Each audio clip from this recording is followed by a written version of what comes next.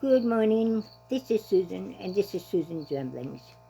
We are on day 30 of the 30-day garden produce recipes, and I am finally getting that title down after 30 days. Yeah, I never said I was a fast learner, okay? This one is a very simple one. Carrots to be harvested pretty soon, if they're not already. Excuse me. Just cook your carrots. Save some of the water, make your sauce, and you toss and put it on your carrot. Toss them and you got them cold. It's a very, very simple, easy side dish to make. Rosemary carrots. Alright? And remember, if all these fresh herbs that are in here, you can always use dried herbs. Just use half of what the recipe says for fresh herbs. The dried herbs are a little bit concentrated because the oils are concentrated in it, and so you don't use it much. And remember, when you use dried herbs, to crush them or to rub them between your fingers, so you do release that oil that's in them. Chive cucumber salad.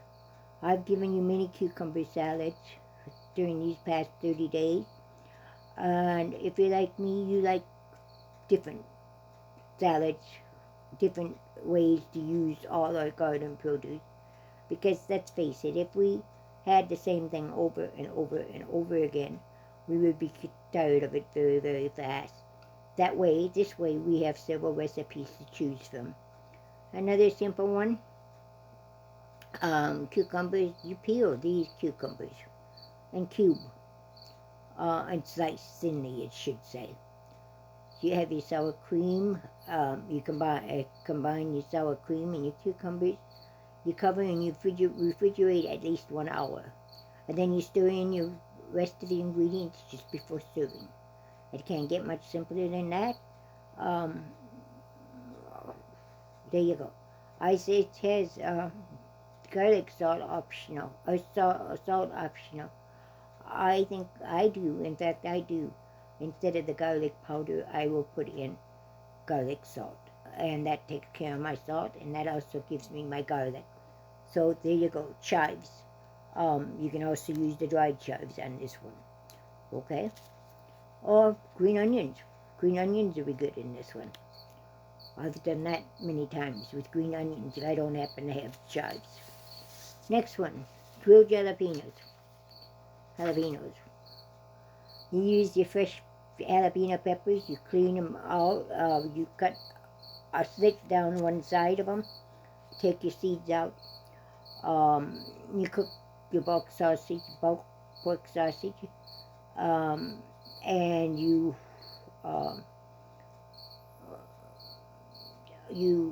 add stuff the peppers with your sausage that's been cooked. You take your bacon chips and wrap it around there.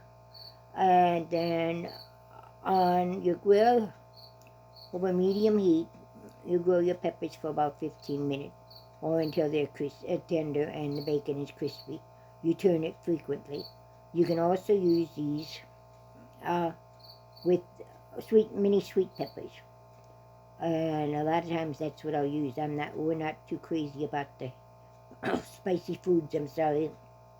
I guess it's the way we were brought up in our culture. We never had spicy foods in our culture. And we definitely didn't know of Tex-Mex with the tacos and so forth. Okay, not when I was growing up, okay? And you gotta remember that was 60 years ago. Yeah, I'm that old, okay? We didn't have those things. In fact, they weren't available. The jalapenos weren't even available to us. And it was something we didn't grow, it was something we didn't buy.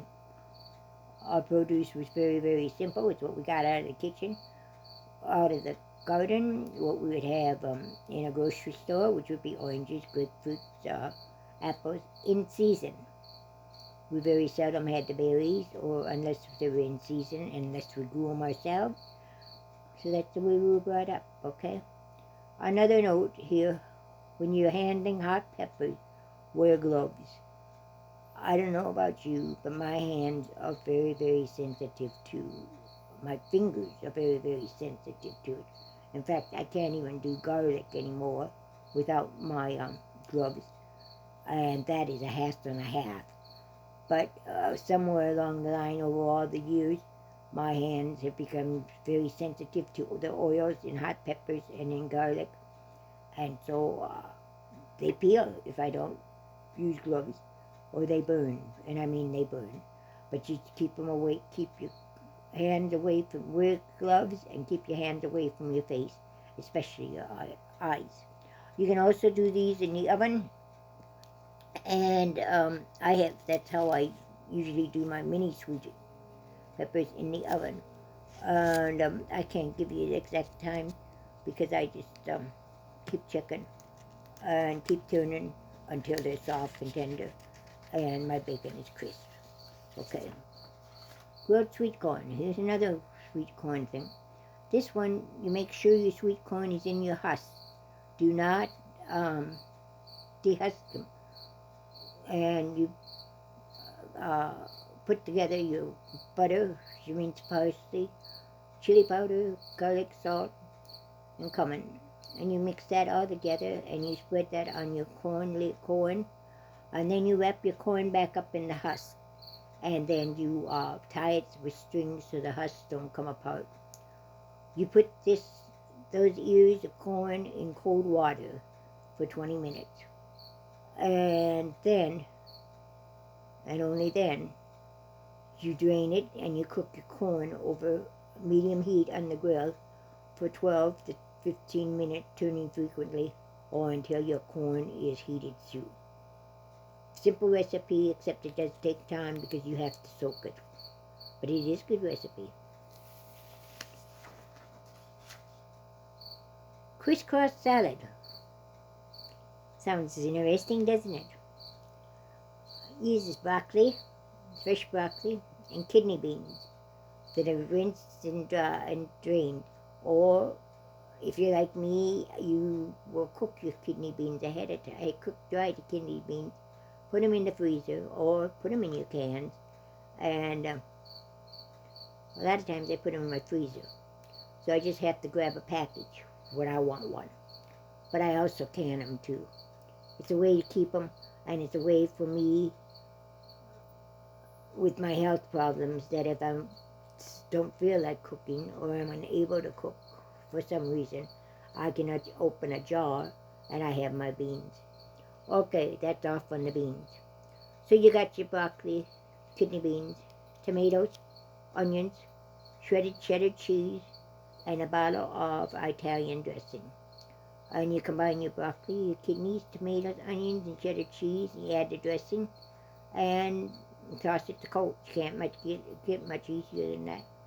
I will be giving you some dressing recipes, homemade dressing recipes later on. And Italian will be one of them that we use. I use Italian a lot of times with my vegetables. In fact, a lot of times I will just cut up whatever vegetables are available to me and put Italian dressing on it, and we've got a salad. Okay, next one. Scalloped tomatoes.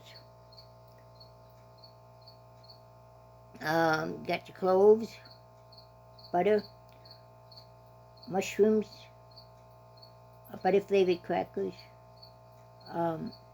parsley, salt, pepper, and your tomatoes that are quartered. In a skillet, you saute your garlic for 2 minutes, and you add your mushrooms, cook until heated through. You remove it from the heat, and you add your cracker crumbs, parsley, salt, pepper, and remaining 2 tablespoons of butter to that mixture. Mix thoroughly. Place your tomatoes on a greased 8-inch square baking dish. Then top with the mushroom mixture. You bake uncovered at 400 degrees for 20 minutes. There again, you can't get much simpler than that, and it comes together really, really fast. scalloped tomatoes. The only difference is you use butter-flavored crackers, and it doesn't have to be the expensive crackers. It can be the cheaper crackers. Okay, my last recipe for today is rise and shine biscuits.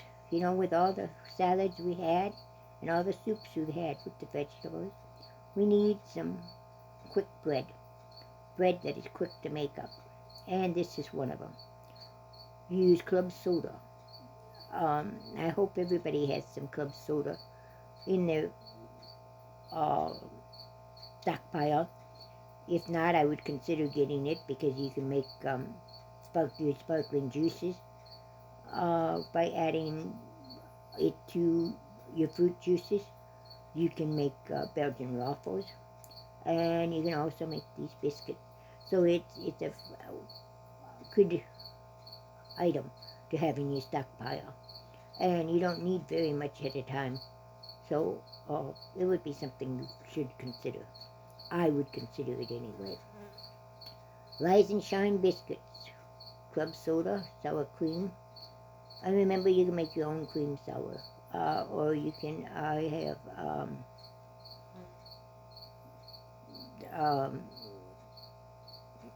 dried sour cream. That's what I'm trying to think of. I have dried sour cream. I also have dehydrated sour cream, and yes, you can dehydrate sour cream, or you can freeze sour cream. But anyway, you have your sour cream, sugar, and 2 cups of biscuit or bacon mix. And that is also something I have in my pantry all the time. In fact, mine is homemade, and I will be giving you that recipe later on too. So you combine all these things together, and you drop the dough by 1/3 cup full onto your baking dish, 2 inches apart. And you bake at 450 degrees for 10 to 12 minutes until golden brown. It's something very simple to put together, and it would go great with any of your vegetables, or especially your soups. That's it. Day 30 of the 30-day garden produce recipe. But stay tuned, because tomorrow I have a special bonus. Have a great day. God bless you, and bye-bye.